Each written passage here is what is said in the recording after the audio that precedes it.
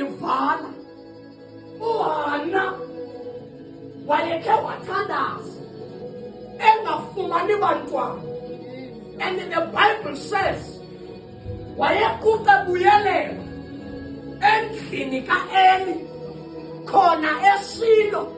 Can someone write it down? Can we talk about iShilo next week? Because I want us to talk about itye yakaThixo, that yenza ntoni itye yakaThixo xa ifike ebomini bomntu.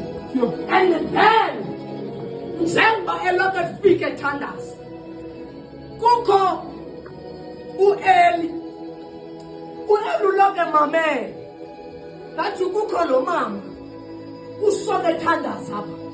Ithi iBhayibhile ngale mini uHana wade watshintsha indlela yokuthandaza.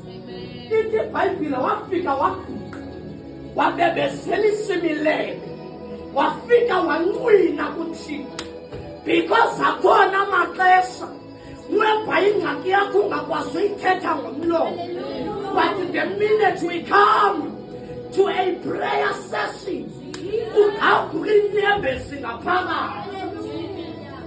There is no time whereby you can't say what you are going through, but you wish there could be someone ozomamela inhliziyo yakho ukuba kwenzeka ntoni, and then start to help you.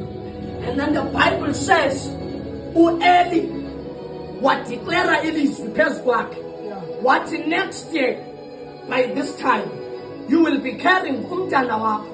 Wathi uHana, if that will be so, lo mntana before ndizamdedicate kuThixo that abe ngowakhe ahlale apha etyeyeni. Sizoyicacisa next week kwi-process yaseShilo.